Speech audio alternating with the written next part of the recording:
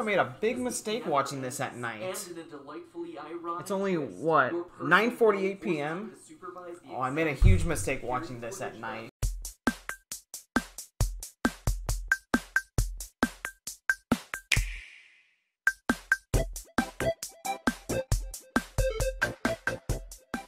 What's up, Cosmonauts? It's your boy Cosmo, and tonight, I'm going to be reacting to Game Theory, Five Nights at Freddy's Scariest Monster Is You by the Game Theorists.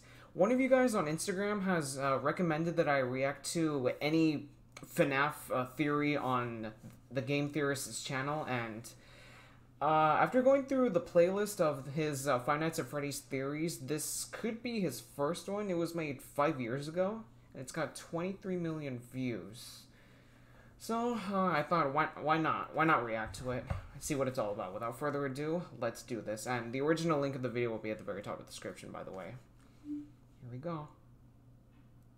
Welcome to Matt Pat Plays. Today we are playing the scariest game of all creation. Probably never heard of it. Nah, I'm pretty sure there's something always scarier than Five Nights at Freddy's.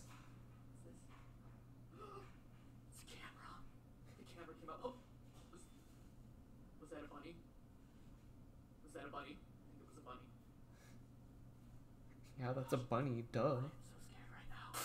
Oh god! Oh, you're scared. You, sir, you're scared? I've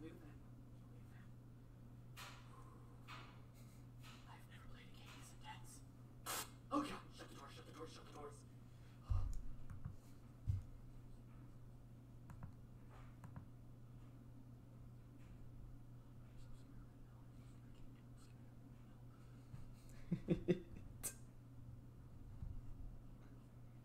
Is he scared, or is he trying, or is he busting some nuts here?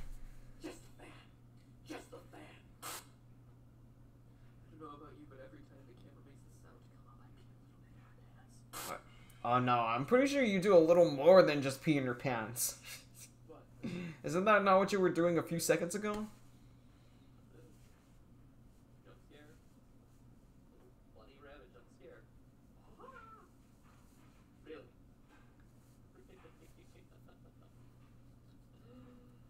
Employees only behind this point. Oh, there's the bunny rabbit. Shut the door. Yeah, that's Bonnie. Man, this is truly compelling gameplay.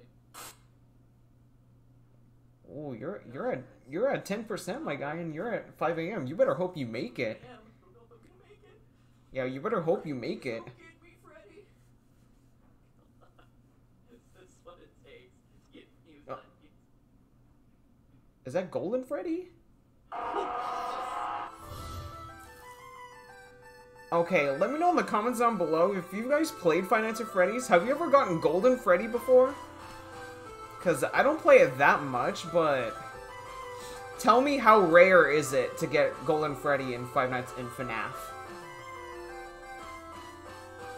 Game Theory, the smartest show in gaming. Welcome to Game Theory, where fear is our middle name. Matthew Fear Patrick. It's a very strange name. He's got two first names, Matthew Patrick. Five Nights at Freddy's enough credit when it first came out. Damn, 2014? So this game is 6 years old now. Scary? People overreacting to it on YouTube?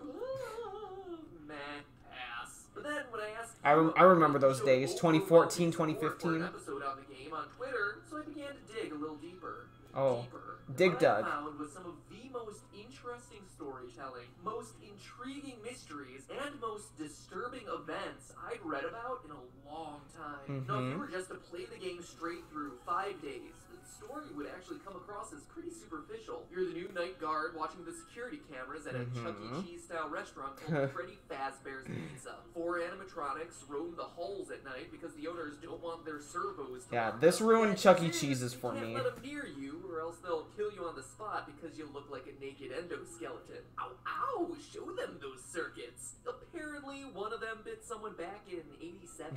Oh, they had to do the Charlie bit my finger thing. Means you recorded phone messages to act as your tutorial. That is, as much as he could record before he got himself killed. And that's it. Stay 5 nights, collect your paycheck, done, game over. Collect your paycheck. Playing it that way is doing the game a huge huge disservice, because that's not even scratching the surface. If you're really observant, you start to unravel the layers of unsolved mysteries around this place. You find that there's a fifth animatronic, that posters on the wall will Golden change Freddy. randomly, that news clippings appear and disappear, telling the dark secrets of this twisted place. Putting it all together, here's the rest of the story. I wonder who takes the time to read those while they're playing FNAF. Restaurant fell into hard times when 5 children Investigation were of the there first after batch being pizza still lured to a underway back as a room chip by though a the man children dressed still in remain character missing in costume. town. Though a suspect was caught, I would read the whole thing, but ain't nobody got time for that. The pizzeria was also threatened with shutdown due to sanitation complaints, as foul odors started to come from the animatronics, blood and mucus oozing from their eyes and mouths. The last article, written years after the incident, states that the pizzeria would finally be closed by year-end. In addition to the core 4 robots, Chica, Bonnie, Freddy, and Foxy, there's also a fifth, unofficially referred Golden to Freddy. as Golden Freddy. Ignoring the rules of physics, Golden Freddy appears and disappears at will, can inexplicably travel through doors, wherever, causing strange... Oh, I knew it. I knew Golden Freddy can travel through doors. Oh, hell no.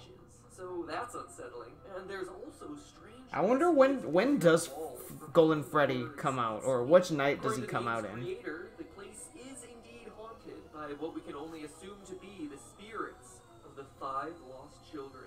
So that's the gist of it. Murder, missing children, foul odors, killer robots, and pizza. But that story leaves a lot of lingering questions. Who is your character? How's he fit in? Why does he stay for 5 nights when he's very clearly confronting the possibility of death? What more can we know about this terrifying golden... I don't know, maybe the guy just likes to live on the edge. To have a job like that. That could almost get him killed. Questions about a delightfully incomplete and mysterious story with just enough threads to keep you theorizing. So now, if you'll indulge me, let me reciprocate that story with one of my own. I think you'll find it interesting. December 1993. December 93. Aurora, Colorado. 10 p.m. Tuesday night at a local Chuck E. Cheese. Oh, After a God. family birthday party runs long, Here we go. Manager Margaret Kohlberg and teenage employees Sylvia Crowell, Ben Grant, Colleen O'Connor, and Bobby Stevens are forced to stay late to close up shop. But as Margaret here we gathers go. seats in the back, This is a Bobby FNAF Stevens situation. and the other 3 work outside in the main arcade. Unknown to any of the 5, there's actually a 6th person locked in the building with them, waiting silently in the darkened restaurant. Okay. A 19-year-old named Nathan Dunlap. Earlier that year, Nathan had begun working there as a cook, dough master, before getting fired in July after a disagreement over his hours. Now, 5 months later, he was back. At 10:05, he left the bathroom, pulled out a small caliber handgun, and proceeded to execute everyone in the building. What the Sylvia, fuck? then Ben, then Colleen. Dunlap then moved to the kitchen, where he surprised Bobby Stevens. The bullet entered Bobby's jaw, sending him sprawling onto the ground. Then finally, Nathan moved to the back, the office, where Margaret opened the safe before Nathan shot her twice, proceeded to grab her bag, filling it with $1,600 in cash, arcade tokens, and keychains. Oh, that's a lot of metal. Ah, that's gotta hurt. Where he was promptly arrested. Eventually, he was tried and sentenced to death, but his story re-entered the news just recently as his punishment has been postponed, leading people to debate whether he's able to sleep soundly, knowing that his execution has been delayed. This is a tragic story, a disgusting waste of human life, and one that I won't joke about or make fun of in any way, but I want to address it because I have a strong suspicion that this story is the one that inspired Five Nights at Freddy's. Let's look at the facts. First, I don't think that there's any doubt that Freddy's is a parody of Chuck E. Cheese. From the singing animatronics to the alliterative naming of the characters, the parallels are just obvious, so the setting is certainly the same. Next, what year does Five Nights take place? The time is certainly kept vague, but there are clues that we can put together. For one, the Chuck E. Cheese franchise had a tremendous period of growth and success in the late 80s and early 90s, but started to decline along the same time as arcades, with at-home video game consoles taking center stage. So that's one clue, but we can get even more detailed. It's specifically with your character's paycheck. Each night you're working a 6-hour shift, and you're spending 5 nights there. So that's 30 hours of total work time for $120. In total, $4 an hour. How can they do that? Minimum wage. $4 an hour. 1990, minimum wage was $3.80. Oh, the 90s. In 1991, it was raised to $4 $4.25. Okay, And by somewhere in between that time 1996, frame, the we're looking at 90s. about $5 an hour. So Oh the damn, game minimum. seems to take place Oh no. between Thank God 1996 I wasn't born. The Nathan Dunlap story took place in 1990. Nah, thank God I didn't live in the 90s. The victims. Minimum wage nowadays is way better than it is back then. There were also 5 victims, but we can get even more specific. Online theories about the game always tend to draw a parallel between the number of kids missing to the number of animatronics, saying that the children's bodies were stuffed in the various suits. And this appears to be true. Bonnie and Chica both have moans and raspy breath sound effects, as though someone's trying to cling to the last threads of their lives stuffed inside That is fucking creepy. And other sounds made that's by the fucking animatronics creepy. are just slowed down versions of children's laughs and screams. Additionally, as the news clipping mentions, the suits ooze blood and mucus and begin to stink like decaying bodies or reanimated corpses. So 5 victims, 5 suits. Seems like a slam dunk, but nowhere does it say that all 5 were murdered, only that they went missing and couldn't be found. Also, the trouble a lot of people have with this theory is Golden Freddy. Why is that guy so limp and lifeless? So unlike the others. It's weird. Oh. Until you go back I to think the Golden real Freddy's life got to be story. worse Yes, than Foxy. There were 5 people shot that night in Chuck E. Cheese, which matches the 5 victims in Freddy's story. But of those, one survived. Bobby, the one from the kitchen, miraculously survived the shot to his jaw. After he was knocked to the floor by the bullet, he went limp, played dead, to avoid the killer coming back to finish the job. And that relates exactly to the advice you're given on night 3. So he's Golden Freddy? Again, let me reiterate that I'm not trying to make light of the real-life events by comparing them to bear costumes and animatronics, but I do want to point out that these similarities do exist. And what else is limp and appears to be a lifeless, empty suit in the game? Golden Freddy. Surviving the attack, Bobby was able to go to trial and be a damning piece of evidence in the case against Nathan Dunlap, ultimately leading to his death sentence. Which animatronic surprises you by appearing randomly? The one you don't expect and has no clear pattern?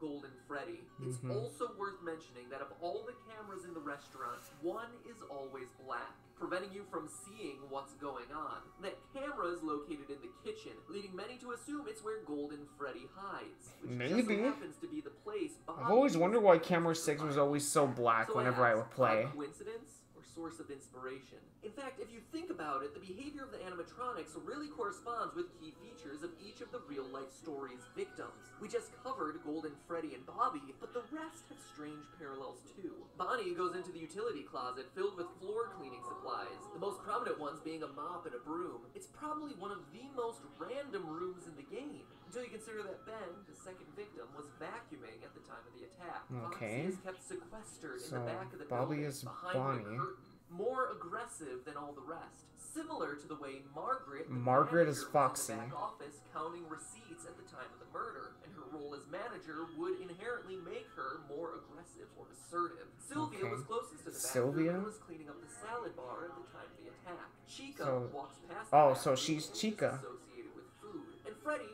well, he doesn't Freddy? have that strong of a parallel with Colleen, Colleen. but he does appear in the girls' restroom. Odd for what we would assume to be a male animatronic. Maybe it's a reference to Colleen being a girl, or a nod to Nathan's plan of hiding in the bathroom until he was ready to attack. Alright, after doing seems all the pretty research, interesting. reading every fan theory in existence, and putting all the clues together, what can this mean for the story of the game? I think the game is an allegory for that night back in 1993. Here's my final interpretation. You, Mike Schmidt, are the murderer, former employee of Freddy's Pizzeria. Like Nathan in the real story, you were fired for the reasons stated in the Day 7 pink slip. Tampering with the animatronics. Tampering with being animatronics, unprofessional, general unprofessionalism, Maybe and it was your odor. tampering with the robots that caused the infamous bite of 87. Regardless, like Nathan, you were mad and wanted to get even. So you lured children to the back using a costume, killed them, stuffed their bodies into the animatronic suits, hoping to get the place shut down, then left.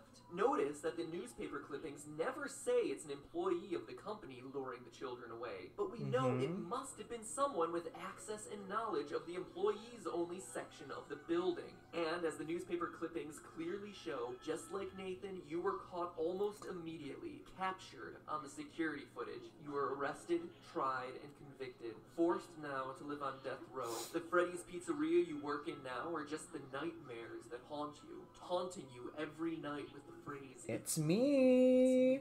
It is you. You are the killer. The nightmare is also why everything is so surreal. Posters switching at random, heads on the animatronics glitching, Golden Freddy appearing and disappearing at will, taunting you as the one that got away. Oh. It's also why you're only at the pizzeria from midnight to 6 a.m. every night. It's a nightmare. It's in your sleep. It's a place you created. A restaurant long closed as evidenced by the spider webs. And overrun with angry spirits out for revenge on you and you alone as the one who took their lives. As evidenced by that is creepy as shit. Skeleton elsewhere in the building. It's also a place you can't escape from. Why you find yourself back there night after night, even after you complete your 5 nights. See you back next week, the ending text goes. You're unable to leave this terror, the threat of death, the guilt. I think I made a big mistake watching this at night. And in a delightfully ironic It's only, twist, what, your person 9:48 forces p.m.? you to supervise the Oh, I made a exact huge mistake watching this at footage night. that led to your capture in the first place.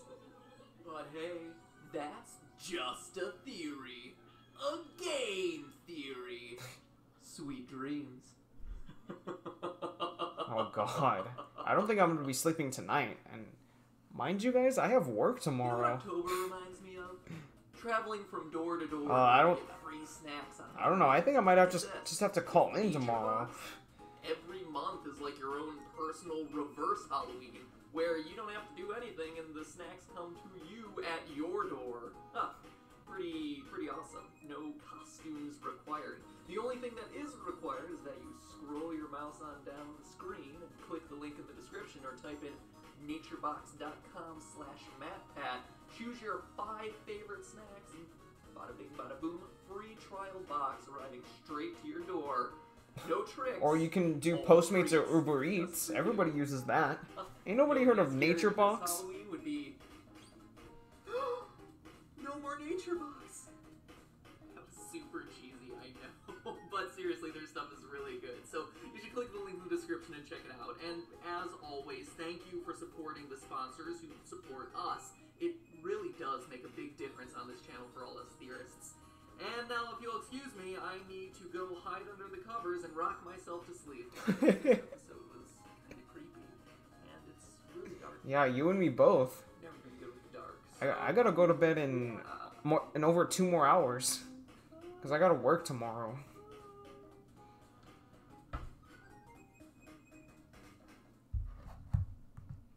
Wow, what an interesting theory by the game theorist himself.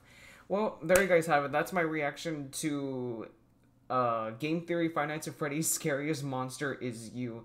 You guys let me know in the comments down below if you want me to react to more of his videos, because they do seem kind of interesting, and his theories do actually seem pretty logical. But even though they may not be true, but they are pretty interesting to listen to. You guys let me know in the comments down below if you guys want me to react to more of his stuff, and I will happily do so. Original link will be at the very top of the description down below. But other than that, that is it for tonight, Cosmonauts. Until next time, please like, subscribe, and peace.